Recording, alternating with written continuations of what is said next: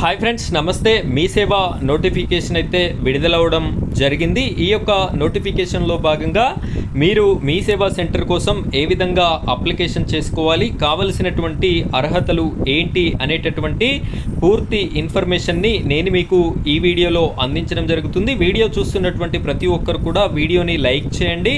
ఆ వెంటనే వచ్చేటటువంటి హైప్ పాయింట్స్ కూడా వీడియోకి ఇస్తారని కోరుకుంటున్నాను. ఇలాంటి లేటెస్ట్ అప్డేట్స్ మీకు రావాలి అనుకుంటే మన ఛానల్ని సబ్స్క్రైబ్ చేసుకోండి. పక్కనే బెల్ ఐకాన్ ఉంటుంది, దాని మీద ట్యాప్ చేసి ఆల్ అని సెలెక్ట్ చేసుకోండి. ఇక మనం వీడియో టాపిక్లోకి వెళ్ళిపోయినట్టయితే ఇక్కడ మనం క్లియర్గా చూసుకున్నట్టయితే జీవో కాపీని అయితే నేను మీకోసం చూపించడం అయితే జరుగుతుంది.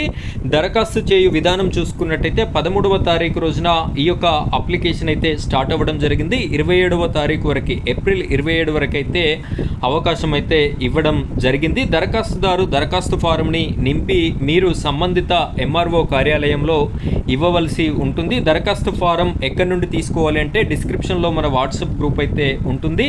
అక్కడ మీరు జాయిన్ అయినట్టయితే నేను మీకు దరఖాస్తు ఫారంని సెండ్ చేయడం అయితే జరుగుతుంది.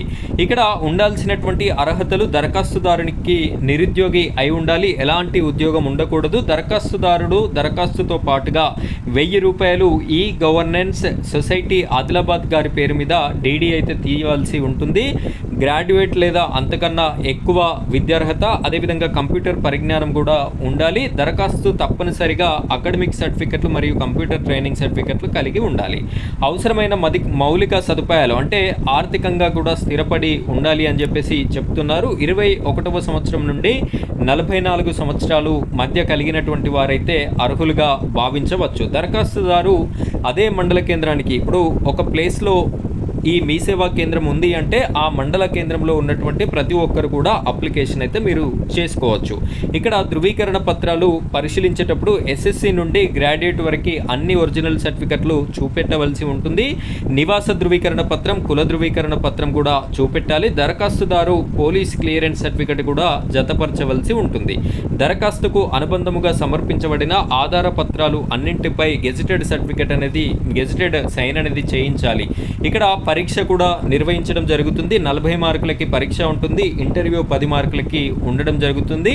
ఈ యొక్క పరీక్ష 2వ తారీఖు మే నెల 2026 రోజున పరీక్ష ఉంటుంది. ఇంటర్వ్యూ వచ్చేసి 5వ తారీఖు మే నెల 2026 రోజున ఉండడం అయితే జరుగుతుంది అని చెప్పేసి జిల్లా కలెక్టర్ అండ్ మెజిస్ట్రేట్ ఆదిలాబాద్ నుండి అయితే ఈ యొక్క ప్రకటన వెలువడడం అయితే జరిగింది.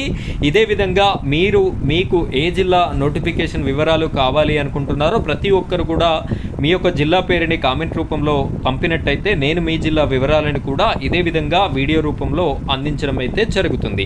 ఇక్కడ నెక్స్ట్ ఇన్ఫర్మేషన్ కనుక మనం చూసినట్టయితే ఇక్కడ ఎక్కడెక్కడ ఖాళీలు ఉన్నాయి అనేటటువంటి వివరాలను చూసుకున్నట్టయితే ఆదిలాబాద్లో 2 ఉన్నాయి, ఆదిలాబాద్ రూరల్లో 2 ఉన్నాయి, బేలలో 3 ఉన్నాయి, నేరేడిగొండలో 4, బోత్లో 2, తాంసీలో 1, గుడిహత్నూరులో 3, ఇచ్చోడలో 1, ఇంద్రవెల్లిలో 1, ఉట్నూరులో 1, సాత్నాలలో 2, బోరోజ్లో 3, తలమడుగులో 4, భీంపూర్లో 2, గాదిగూడలో 1, నార్నూర్లో 2, మావాలలో 1 ఈ విధంగా ఉండడం అయితే జరిగింది. ఈ పక్కన పూర్తి పేర్లతో కూడా ఉండడం అయితే జరిగింది. మీ సేవ గ్రామ ప్రాంతం కూడా పేర్లనైతే ఉండడం జరిగింది.